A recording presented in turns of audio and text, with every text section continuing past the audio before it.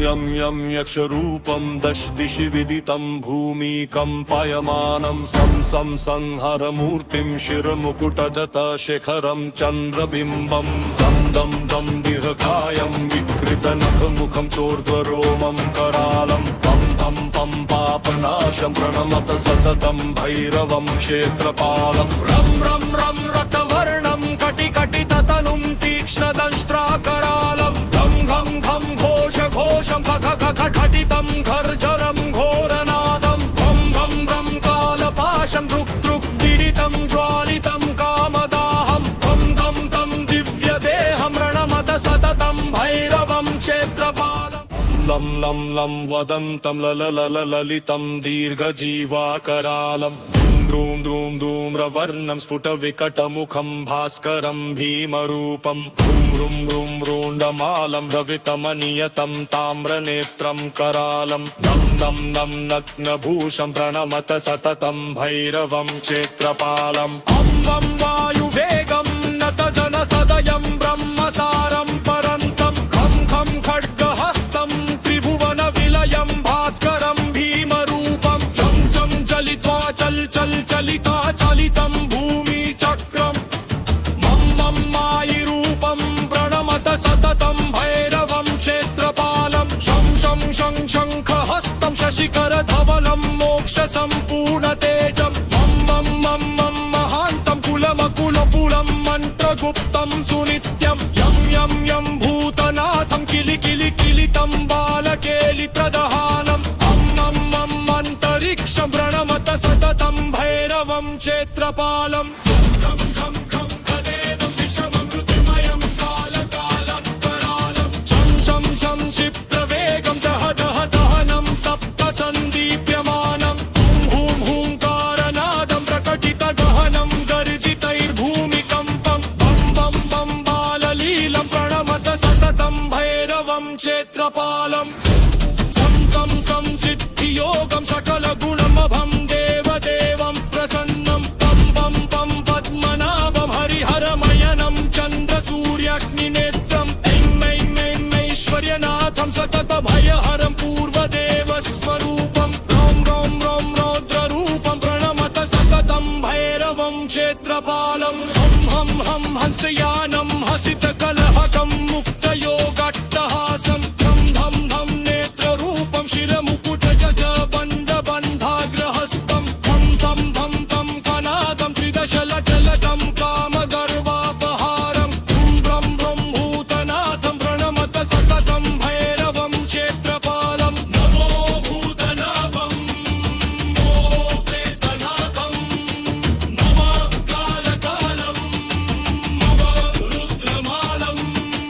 नमः भैरवामलोलकरालं ॐ भैरवं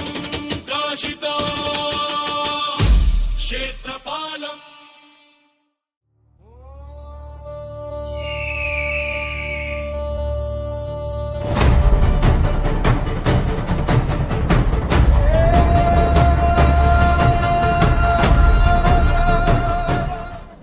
देवराजसेव्यमान पावनाङ्घ्रिपङ्कजं व्यालयज्ञसूत्रमिन्दुशेखरं कृपाकरं नारदादियोगिवृन्दवन्दितं दिगम्बरं काशिकापुराधिनाथ कालभैरवं भजे भानुकोटिभास्वरं भवद्दितारकं परं नीलकण्ठमिप्सितार्थदायकं त्रिलोचनं कालकालमम्बुजाक्षमक्षशूलमक्षरं काशिकापुराधिनाथ कालभैरवं भजे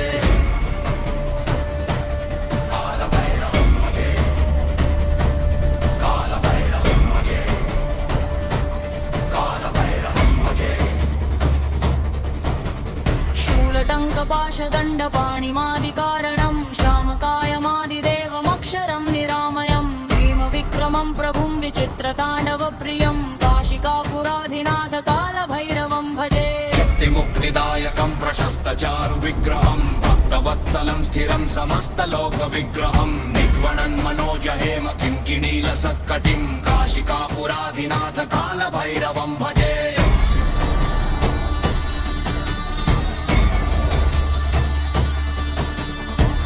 सेतुपालकं स्वधर्ममार्गनाशकं कर्मपाशमोचकं सुशर्मदायकं विभुं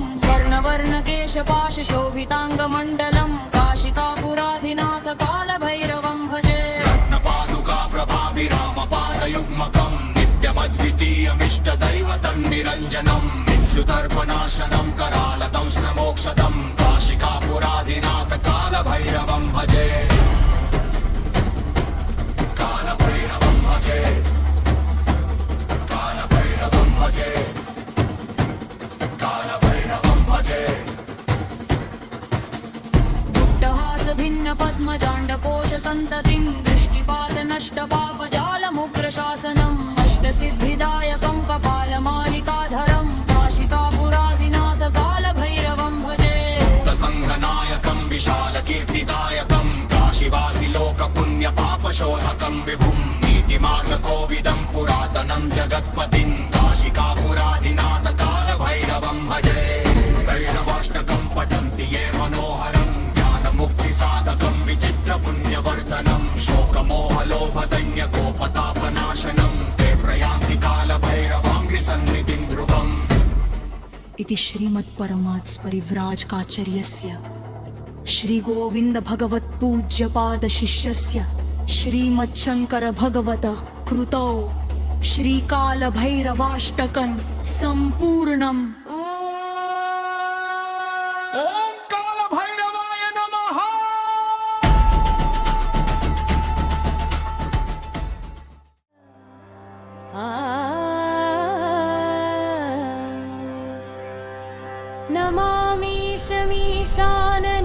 नमामीशमीशाननिर्वाणरूपम् विभुं व्यापकं ब्रह्मवेदस्वरूपम् निजं निर्गुणं निर्विकल्पं निरीहम् चिदाकाशमाकाशवासं भजेऽहम्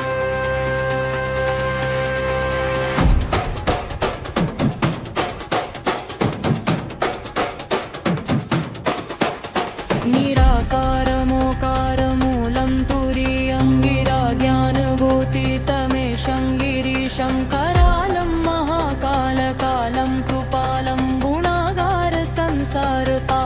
नतोऽहं तुषाराद्रिसङ्काशगौरङ्गवीरम् मनभूतकोटिप्रभाश्रीशरीरम् स्फुरन्मालिकल्लोलिनी चारुगङ्गा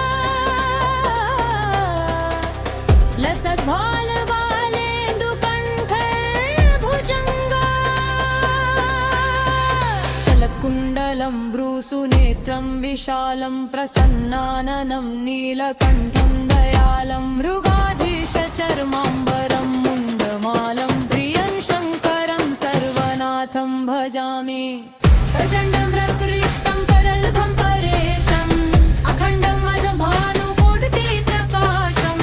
त्रयशूलनिर्मूलनं शूलपाणि भजेऽहं भवानीपतिं भावमन् कलातीतकल्याणकल्पन्तकारी सदा सज्जनानन्ददाता पुरारी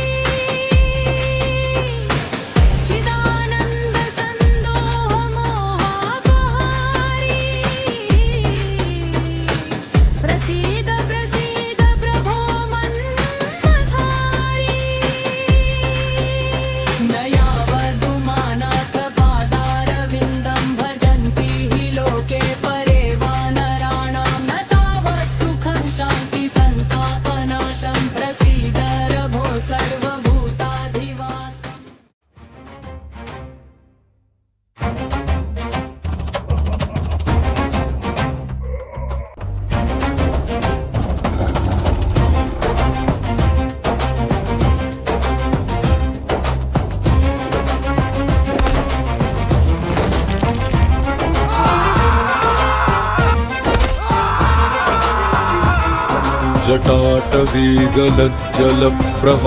जटाटवीगलज्जलप्रवापावितस्थले गलेवलम्ब्य लम्बितं भुजङ्गतुङ्गमालिकम्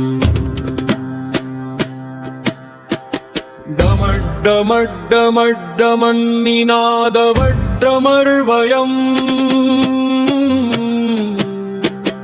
चकार चण्डताण्डवन्तनोतु नः शिव शिवम्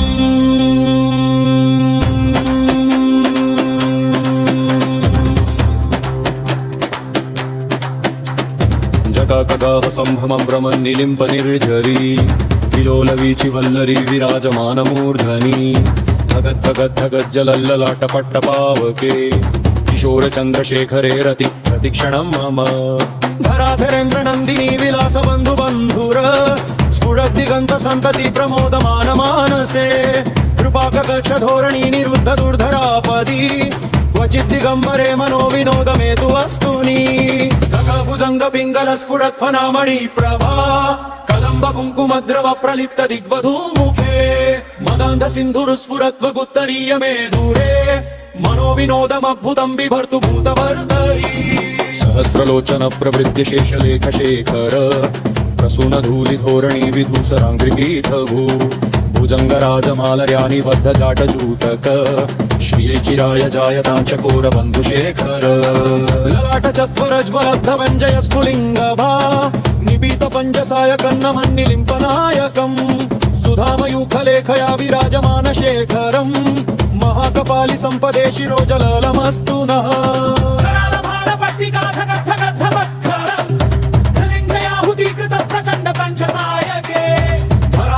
नन्दिनी कुचाक चित्रपत्र प्रकल्पनेक शिल्पिनी त्रिलोचने रतिर्मम्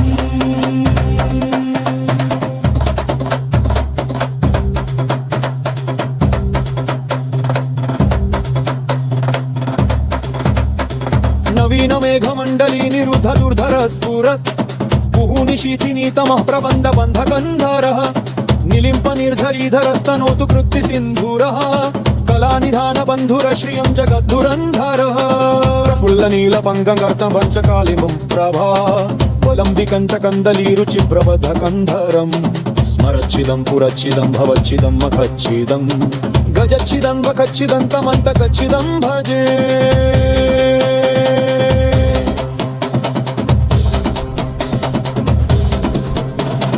अखर्व सर्वमङ्गलाकलाकदम्ब बञ्जरी रसप्रवाह माधुरी विजृम्भणा मधुव्रतम् स्मरान्तकं पुरान्तकं धमान्तकं मखान्तकं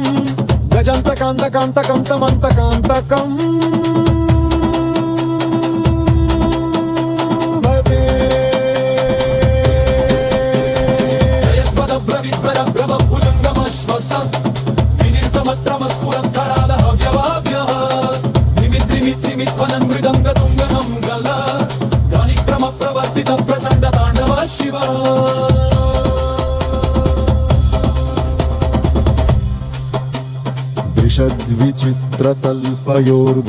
दृशद्विचित्रतल्पयोर्भुजङ्गमौक्तिकस्रजो गरिष्ठरत्नलोष्टयो सुहृद्विपक्षपक्षयो तृणारविन्दचक्षुषो प्रजामही महेन्द्रयो समप्रवृत्तिक कदा सदा शिवम्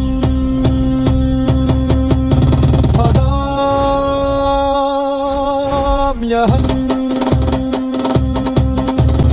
कदा निलिम्प निर्झरीनि कुञ्जधोटरे वसन् विमुक्त दुर्मति सदा शिरस्तमञ्जलिनिवहन् विमुक्तलोललोचनोललाभभाललग्नकः शिवेति मन्त्रगोचनन्तना सुचिहायहम् पुनन्विनित्वनेगमुक्तमुक्तभोग्यलंस्रकम् विलिन् स्मरन्तु वन्दरोदिं शोक्यनेति सन्ततम् यरपुरंसि तत्विगाशयान्ति निर्गधालकिन् विमोहनं हि देहिनस्ति शब्दनस्य चिन्तनम् विमोहनं हि देहिनस्ति शब्दनस्य चिन्तनम्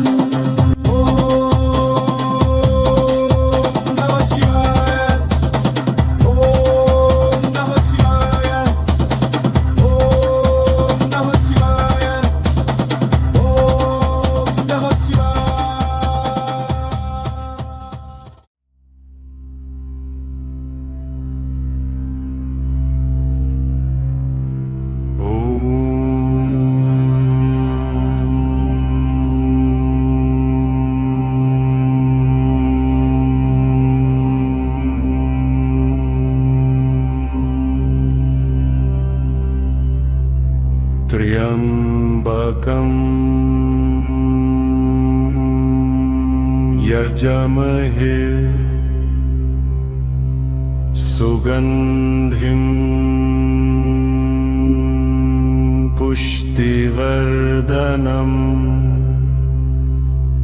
उर्वारुकमिव बन्धनम्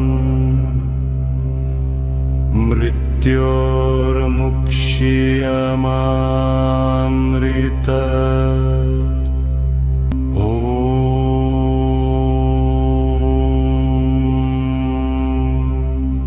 त्र्यम्बकं यजमहे सुगन्धिं पुष्टिवर्धनम्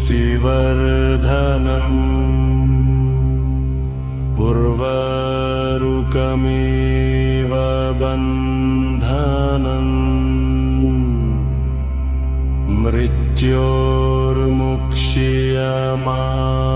मृत्योर्मुक्ष्यमामृत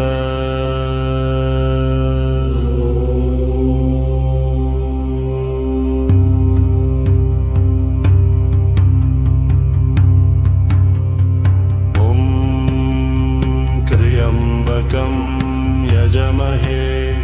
सुगन्धिं पुष्टिवर्धनम् उर्वारुकमिव बन्धनम् मृत्योर्मुक्ष्यमामृत त्र्यम्बकं यजमहे सुगन्धिं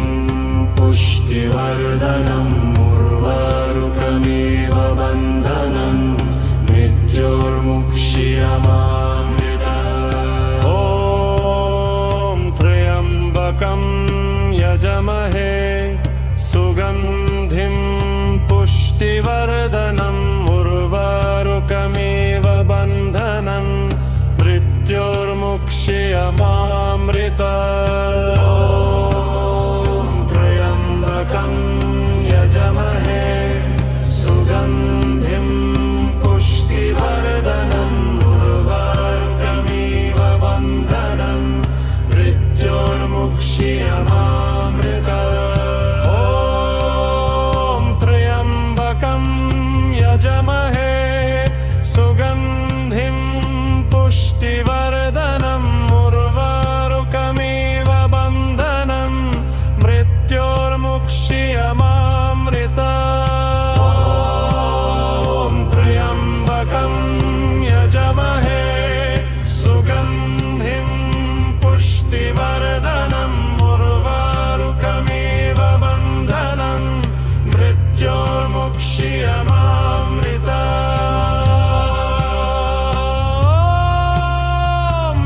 त्र्यम्बकं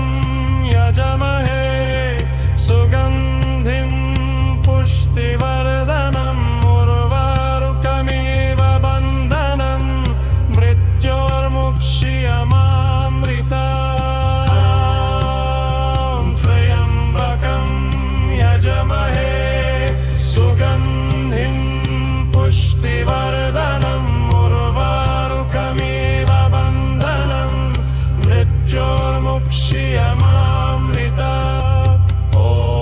त्र्यम्बकं यजमहे सुगन्धिं पुष्टिवर्धनम् उर्वारुकमिव बन्धनम् मृत्योर्मुक्ष्यमामृत ॐ त्र्यम्बकं यजमहे सुगन्धिं